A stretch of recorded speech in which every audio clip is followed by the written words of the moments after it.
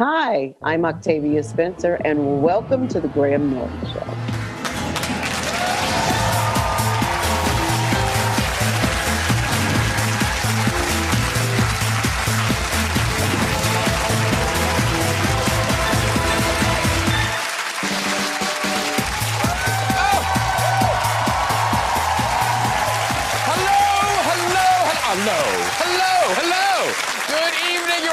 Welcome to the show.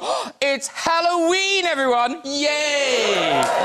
All over the place, people will be knocking on our doors and saying those three little words, test and trace. And there is light at the end of the tunnel, though, isn't there? Yeah. Matt Hancock has said by the end of the year, we could have an injectable vaccine.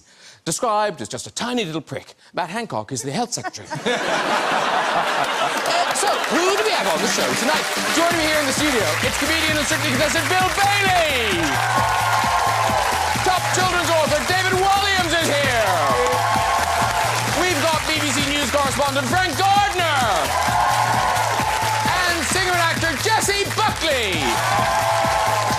Plus, we'll be joined live from LA by Oscar-winning actress Octavia Spencer. And we'll have music right here in the studio from Irish singer-songwriter Dermot Kennedy, ladies and gentlemen.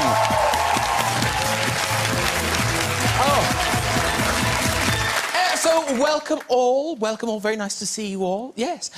David, a real audience. Nice, hey? It's wonderful because, and Britain's Got Talent, we had a virtual audience. We just had a screen of people at home. And was it real? Were they really there? They were real people, Graham. OK. Who liked the show.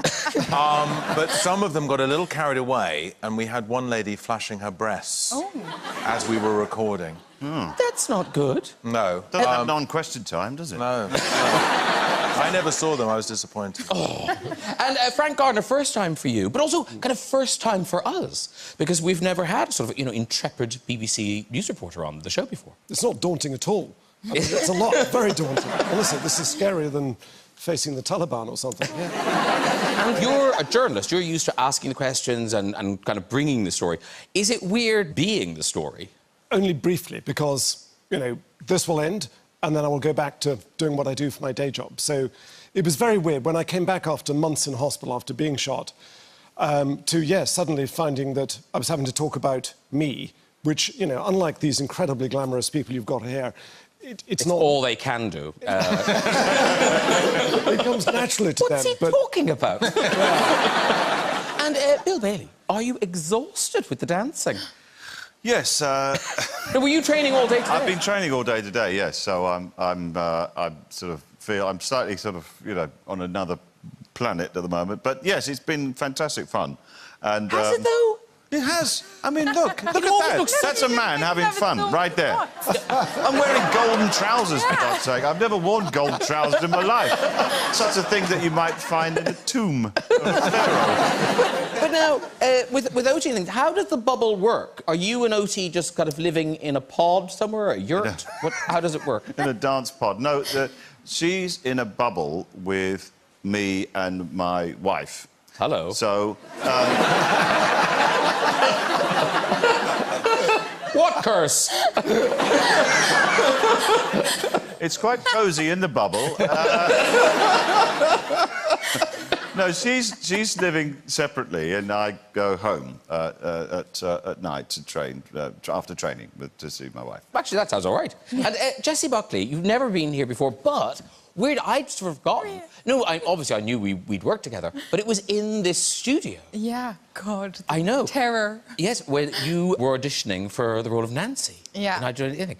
Now, I didn't think that was that long ago. Oh, and then I saw that picture, and, even I look young in it. So, I mean... Can I just say, what was going on with their costumes? Well, if you're going to be in Oliver, you will wear something like that. Yeah. Yes. Colourful. Yeah. It looks like Jason Donovan in there. Who, me? Yes. I'll take that as a compliment. Well, now, Jessie Buckley. Such a star now.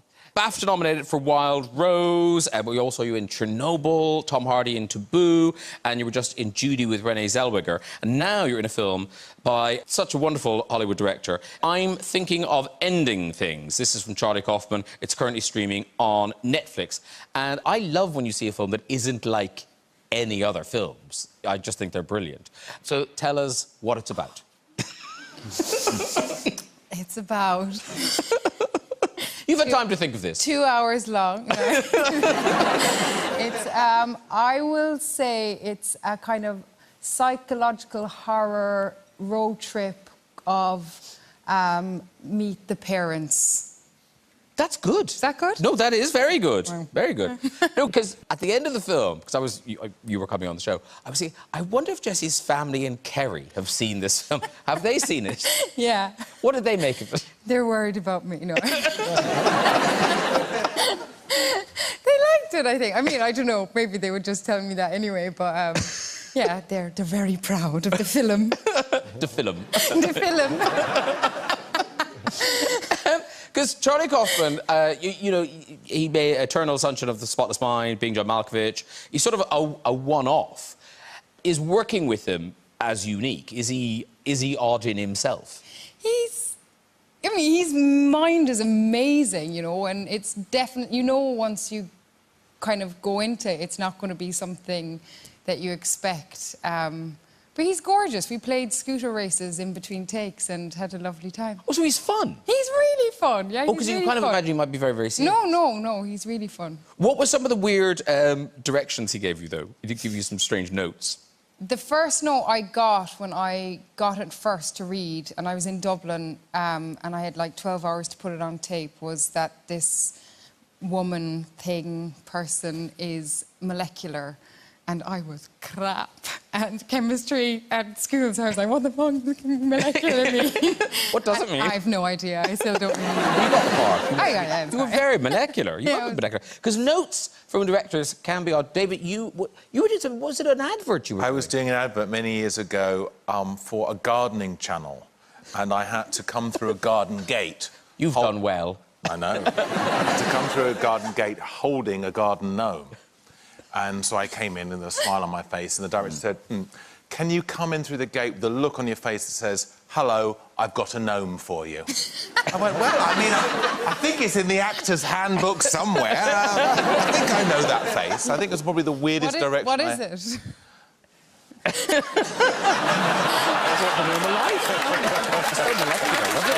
Very molecular. We've got a clip of you being molecular. This is you and Jake, played by the great Jessie Plemons. Was that odd, being two Jessies? We kind of found a way to call each other. OK. He called me Bucks, B-U-C-K-S, and I called him Plucks, which was like our nicknames on set. But then Charlie would just come up and say Jessie and look at us, and we get on with it. One of us will do that. Yeah. Anyway, this is you and Jessie Plemons at his parents' house. Hey, what happened to Jimmy? Oh, here he is. You're a stinky, wet monster, huh? Sorry. Sorry. About? His smell? Jake, he's a dog. It's fine. Jimmy.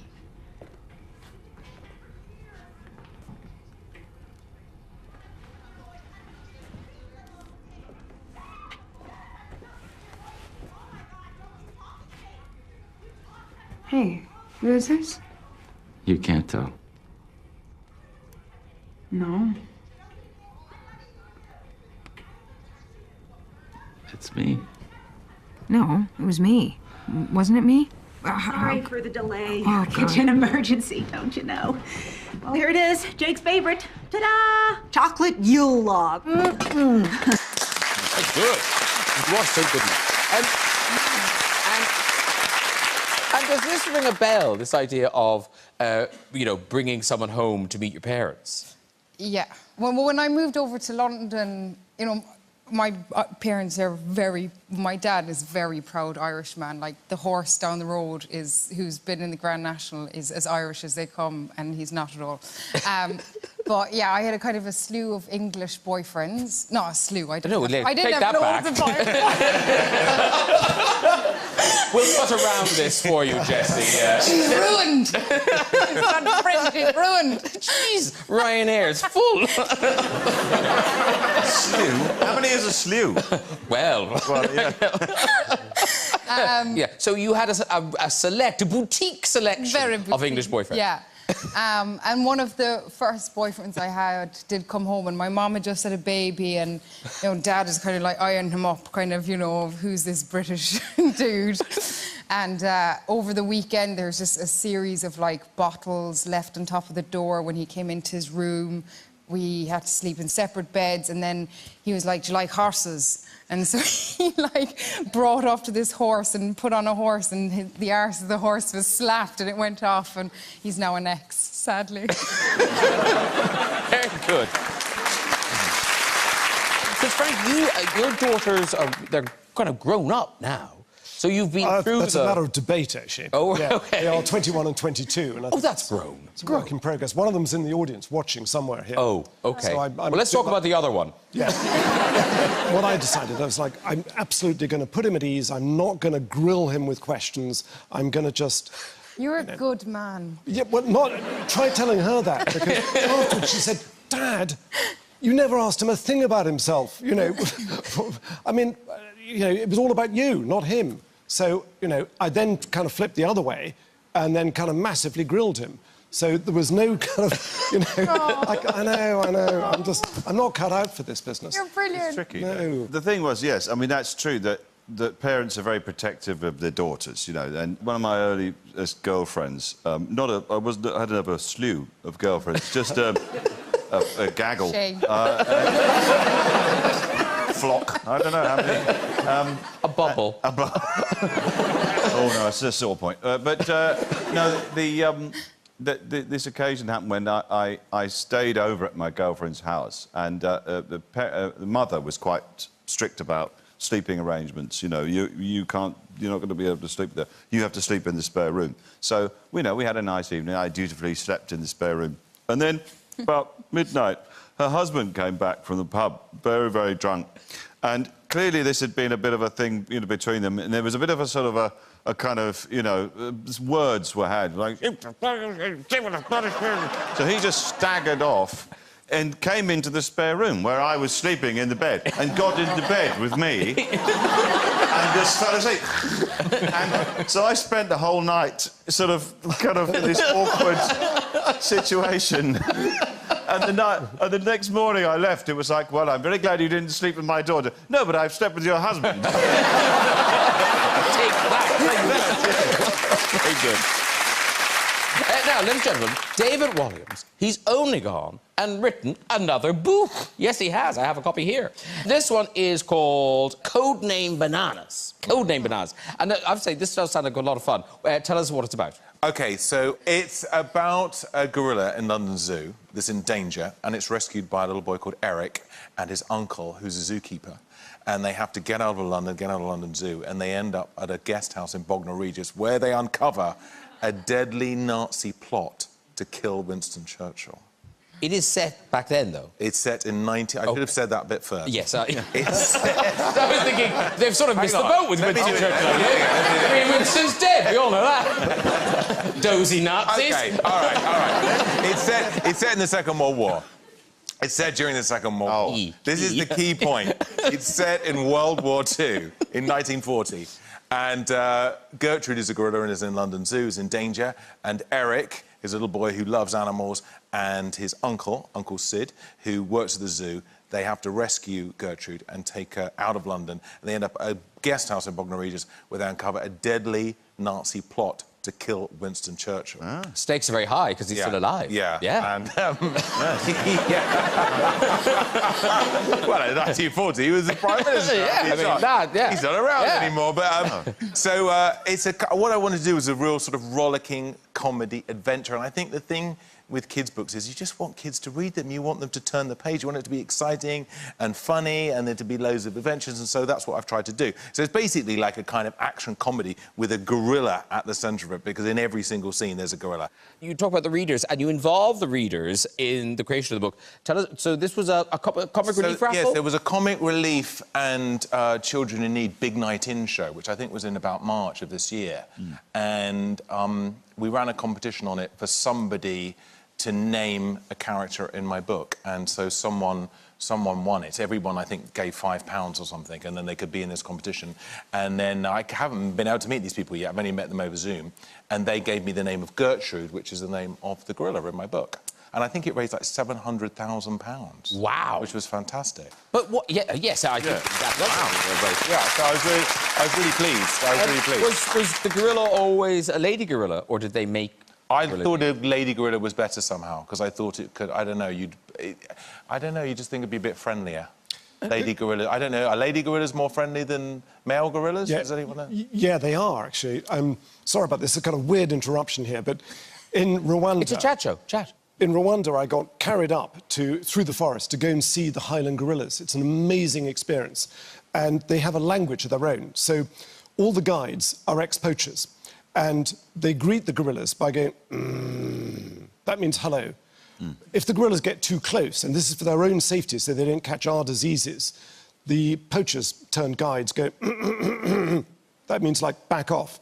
Because I was in a wheelchair, I had this female gorilla was fascinated by the wheelchair. So she'd do this really cool thing. She'd just muscle over. And when the guides weren't looking, she'd kind of shuffle closer to the wheelchair until she got caught and put back. And you can see the intelligence in their eyes. They are fantastic. I wish I'd gone to Rwanda now and done some proper research. I was just guessing. That's a great story. I'd love to go. Can anyone go, or do you have to be someone important? You've got to be in a wheelchair to do it. Now, of course, anybody can go. Yeah. I can bring Matt Lucas. I mean, he used to do that, didn't he? But now, normally, with you book, you'd be going around schools, but you're not allowed to do that anymore. I'm not allowed to. The reason is just because of COVID. Yes, because of COVID. Because of COVID. Come on. Because of COVID. Yeah, it's sad, and you can't do book signings. I love it, you know, getting on the train and going up to Newcastle for the day. Oh, yeah, laugh out loud, yeah. Have a good old laugh. But readers are still writing. And it's sad, yeah. And, you know, because we actually share an agent, and during lockdowns, the letters from fans go to my agent, and during lockdown, we couldn't get into the office to get the letters. And so there was like 6 months of letters there. There were like thousands and thousands of letters that we then had to answer, me and my PA, in the last kind of couple of months. But I brought along, if I can indulge you, yes, a couple of interesting ones. So yeah, go. They kind of go into two categories, the letters I get. OK. I get letters from kids, and I get letters from amorous ladies abroad. Oh. I don't know why they're always abroad, but for some reason, yes, they've been deported. Yeah. So this one's from a kid. Dear David Walliams, I'd like to tell you about my weekend. Saturday, first I got ready and went to the wetland centre. I took my bike and rode there. We went on the south route, which led to the Wild Side Hide. We saw loads of birds, including a huge swan, a nane, and lots of birds of different shapes and sizes. Sunday. I really didn't want to have a haircut, but my dad said I had to, so I went to the hairdresser with my dad and my brother. At the end, I got a lollipop. P.S. I enjoyed all of your books. Well, thank you. We got there in the end.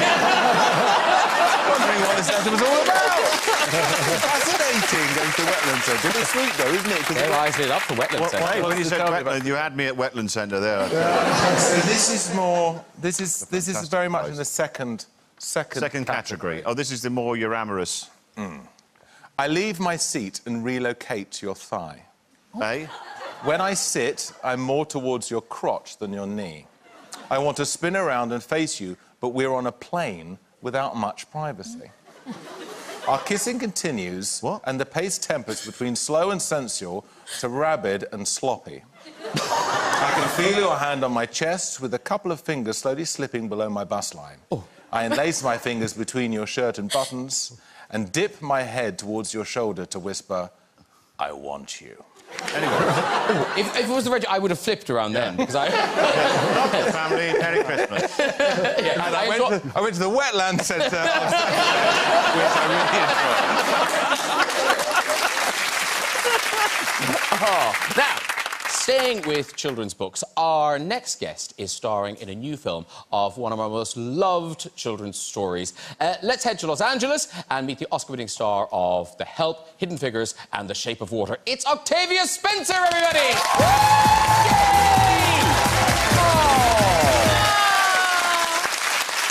I love Octavia Spencer. Oh, I'm so pleased you're here. I love you. I would love to be in London right now. We had so much fun filming there. And but where are you? You're in Los Angeles. Los Angeles, is that your house? I'm at my home, yes. Okay.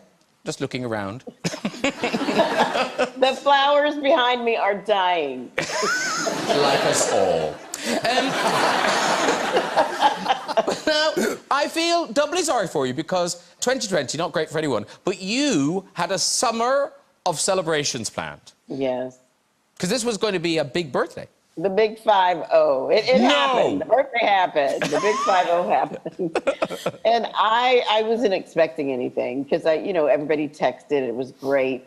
But when I sat down to have my dinner, Beyonce's mom, I'm really great friends with her, had done something special with my assistant, and they got all of my friends together to send me a special video. So it was like a surprise party. And, it was Katy Perry saying happy birthday to me in the opening, and of course I started sobbing. Then I love Keanu Reeves. I don't know him. I've met him, but I don't know him, and he sent me well wishes. So it was just like, oh, it was really sweet. Tell us your Keanu Reeves story. I love this story. So tell us when you first met Keanu Reeves. It was about 25 years ago. The Matrix had just come out. I was on my way to pick up a script to read for an audition. So I wasn't really wearing any underwear. I was wearing sweats and my favorite college football T-shirt, and it was worn. I mean, it was see-through. Okay, no underwear, guys. Bob is in the details. Okay, yeah. And my car hadn't been washed because I always parked underneath the tree, and there was bird crap all over the back of it. And it broke down like in this very posh area of Beverly Hills. And there was a cafe, and all of these people were sitting out there, and the cars were honking. Nobody would help me. Then all of a sudden, this guy comes up with his sunglasses and motorcycle helmet, and I knew immediately it was Keanu Reeves. And I, of course, was like freaking out. And he, do you need some help? And I'm like, sure.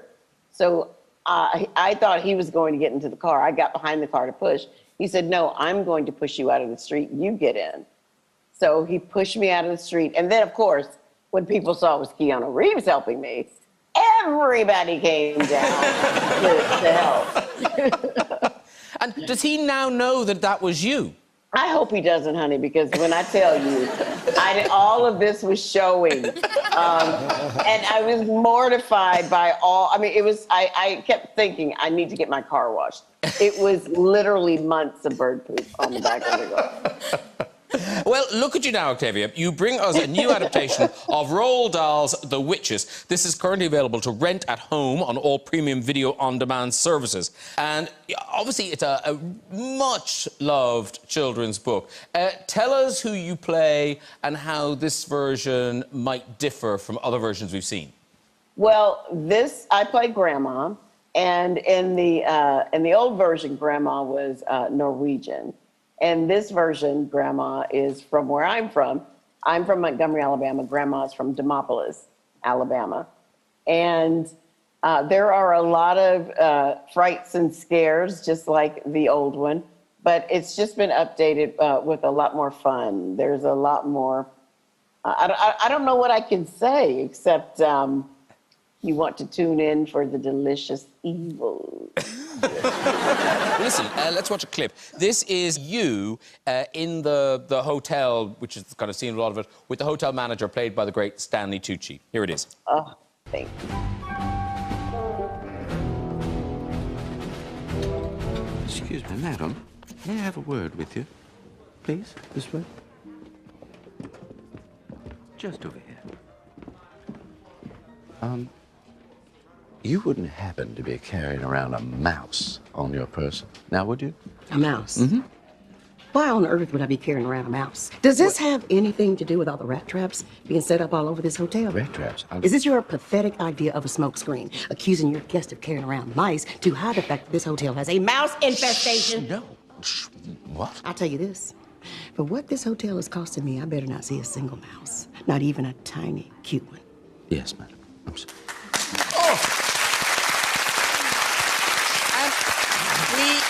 We saw a glimpse of the CGI mice there, and like, you have a lot of scenes with mice, obviously, because you're the grandma.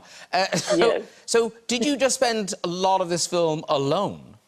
The filming portion of it was alone, so I had to get used to, because Bob warned me, he's like, it really needs to seem natural. So what I would do is, whenever I would have breakfast in my hotel suite, they would bring the eggs on these cute little egg holders, and I would just talk to the eggs, you know, do all of my dialogue to the eggs. And then, of course, I'd eat them, but...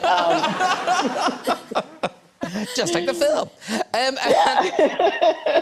But I have to say, Octavia, watching this as an older gentleman, children are going to find this... It's properly scary, isn't it? I love it.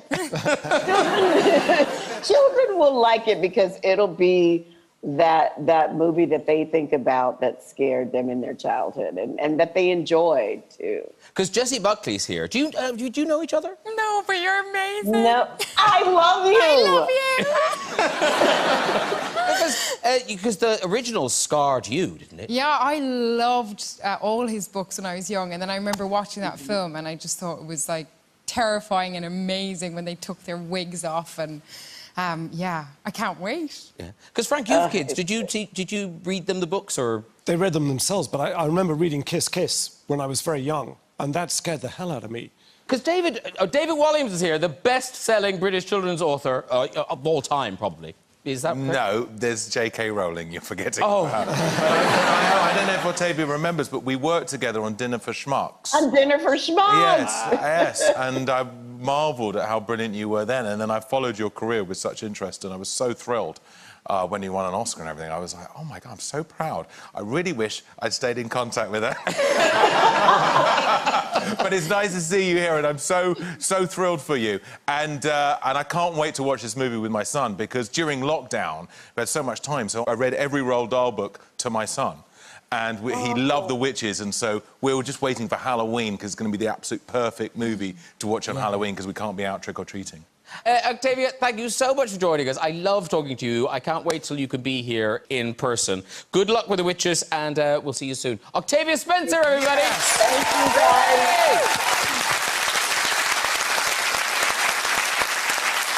guys. Very good. Well, now, Frank Gardner, you bring us an extraordinary film about your life, Being Frank. Now, this is going to be going out on BBC Two next Thursday, 5th November, at 9 p.m.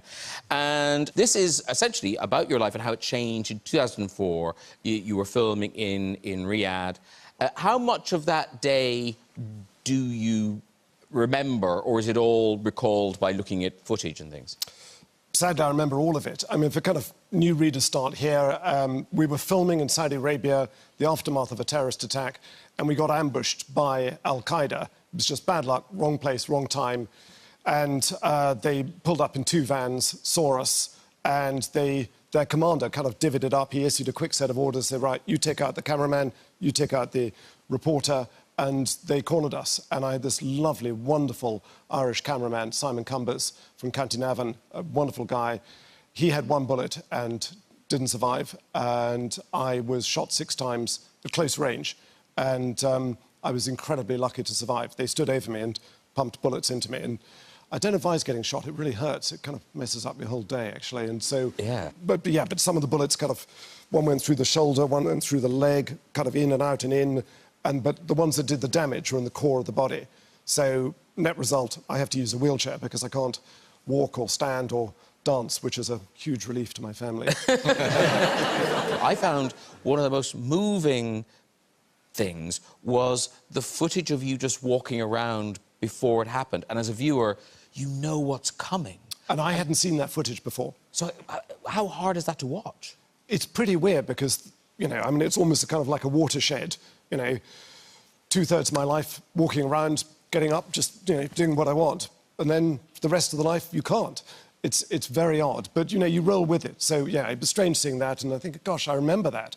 And, of course, it's almost like watching a movie where you think, get out, Get out now before they come. Move. Yeah. Get out. You've only got seconds left.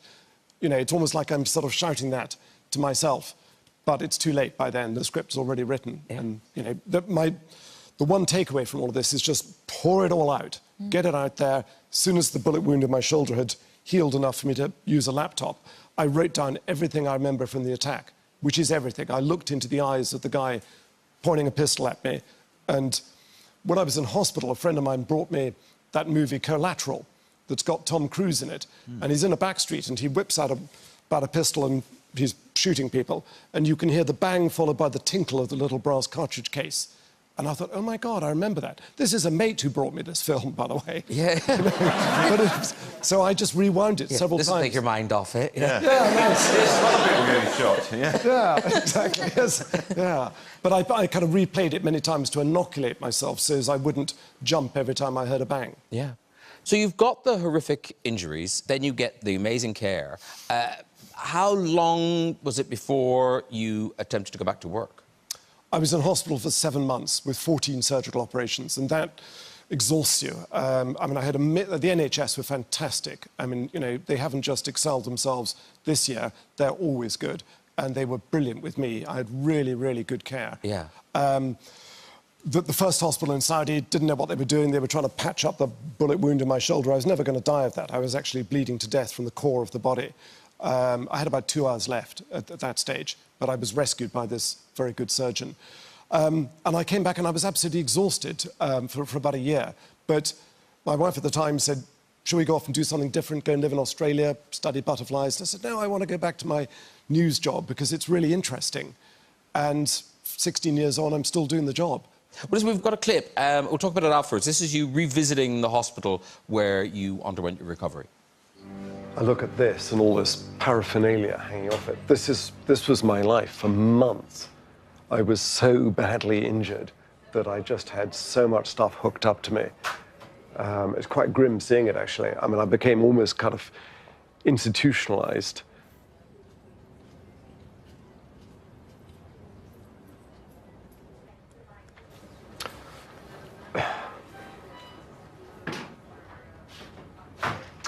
I'm just thinking how bloody close I came to not making it and to, you know, not being a father to my girls and a husband.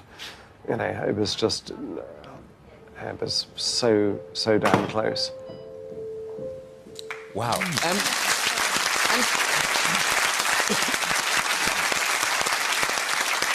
And it's interesting, you talk about, you know, trying to steel yourself and go back to work and talking to the psychiatrist and watching films and things. But yet, 16 years later, it's still obviously, it's still hard for you. Yeah, I mean, I don't think about it every day. I mean, all the people who shot us are all dead. They're all accounted for. They're not at loose. They're not at large. Yeah. I honestly don't think about it. I mean, there's so much else to enjoy in life.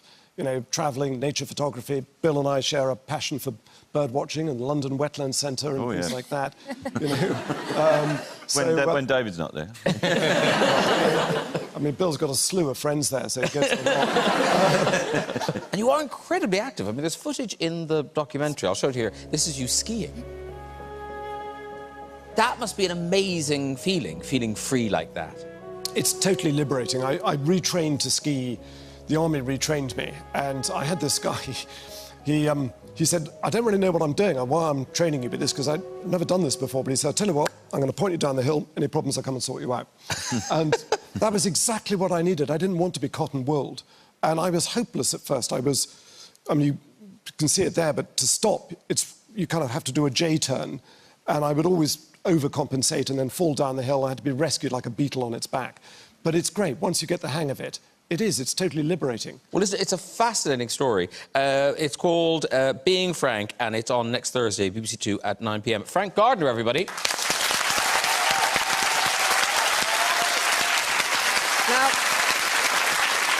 I've got lots of authors on the show tonight, and you'll all know how important presentation is for a book. You know, just sometimes a carelessly placed sticker can make a kid's book, well, less of a kid's book.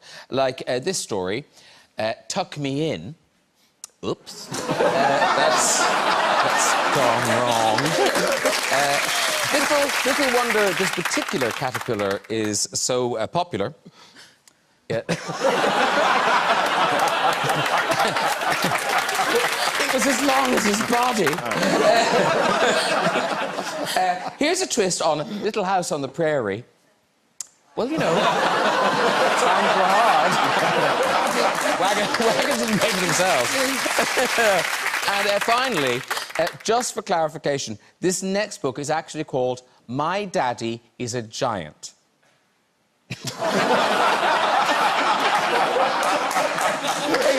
Actually, Very good. did something similar happen to you? Well, no, you know the bit on the television where it tells you about the programme, the little information box? Oh, yes. Well, I was doing the voiceover for It'll Be All Right on the Night, and the text was meant to say, David Walliams reveals his toe-curling cock-ups. But they didn't have enough room, so it just went, David Walliams reveals his toe-curling cock.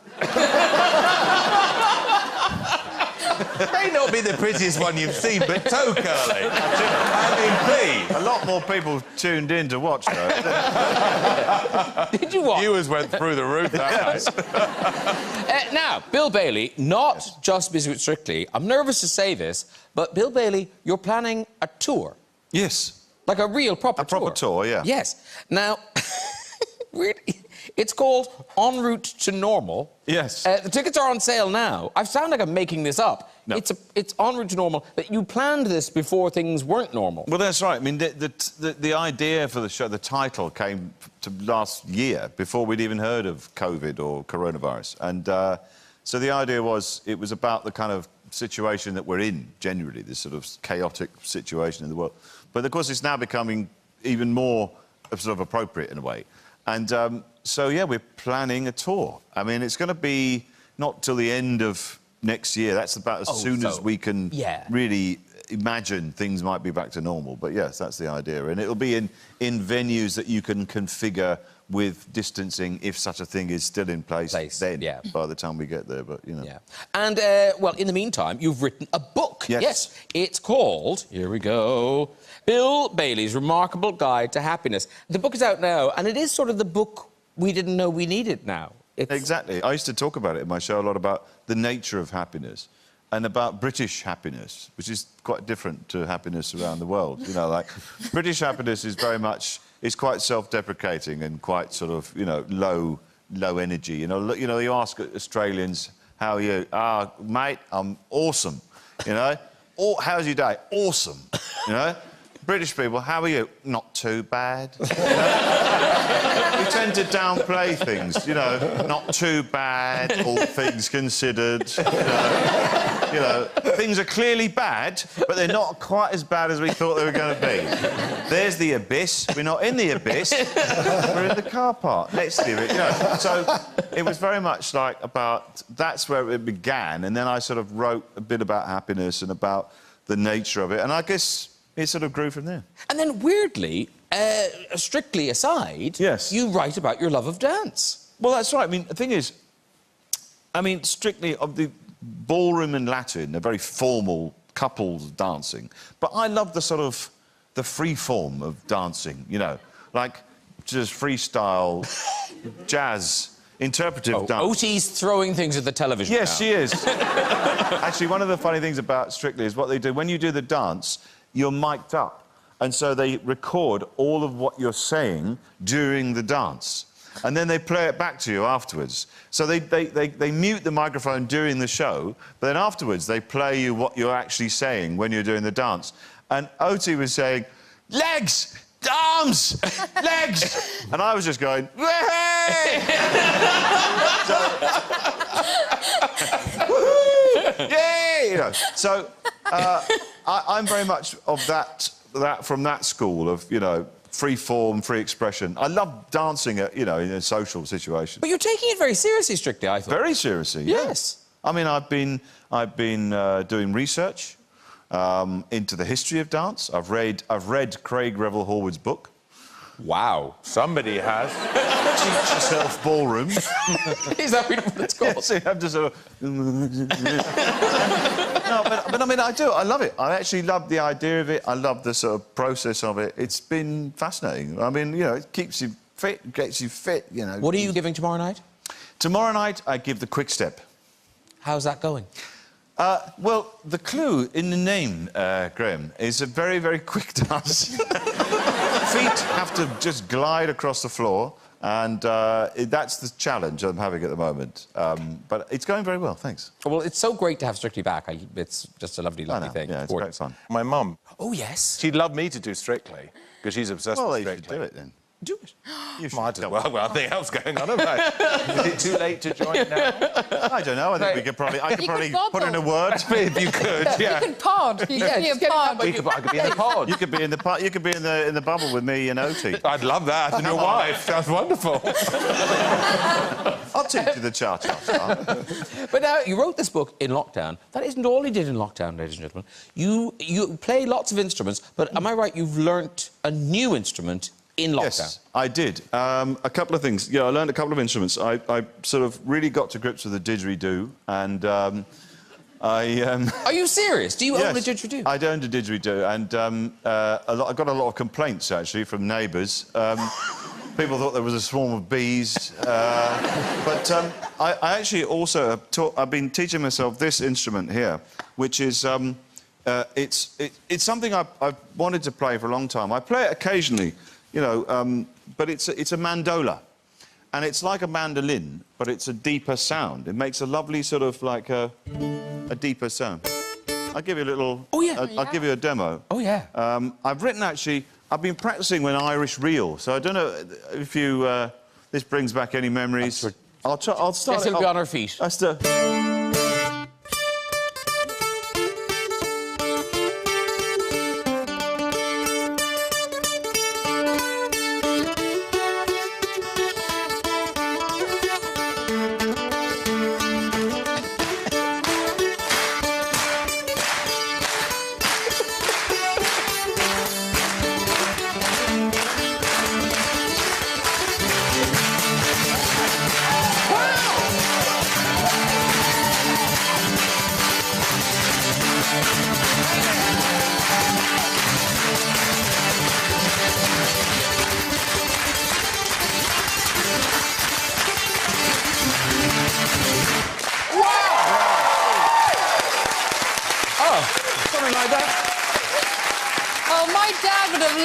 You'd have got right through the door. Oh, really?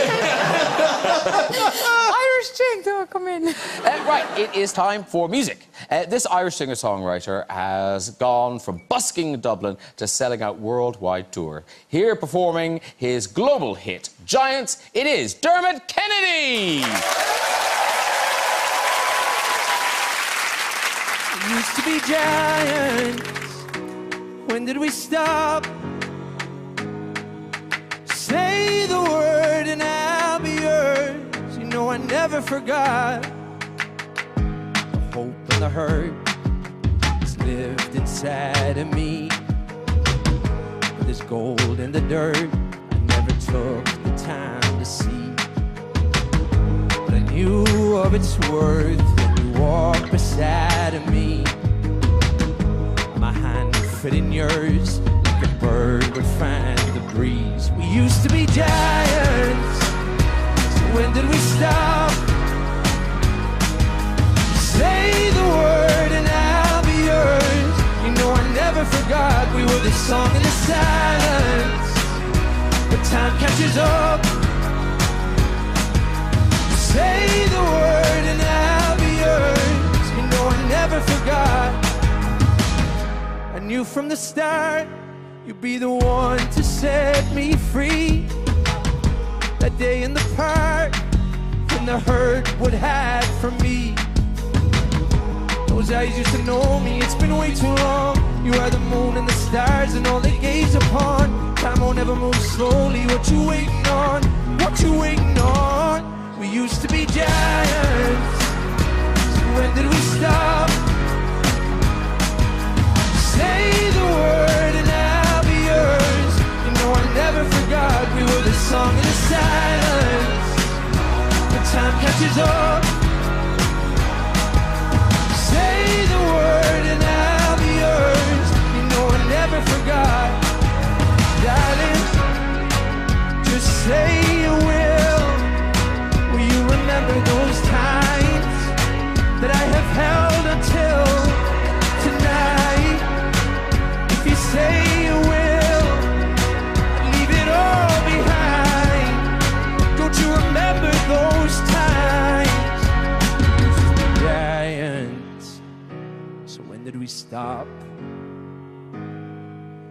say the word and I'll be yours. You know I never forgot. We were the song in the silence.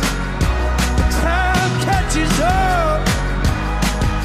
Just say the word and I'll be yours. You know I never forgot. We used to be giants. Giants. Oh, I still love you though. I still love you though.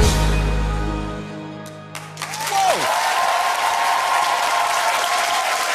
Dermot Kennedy, everybody, and his band. Very good. Now, traditionally, I would invite you over for a chat, but we are at COVID capacity. Yeah. So I'll just quickly chat to you here. I won't, inch over to you. Oh, it's all. Just pretend I'm an elderly relative and you're shouting through a window.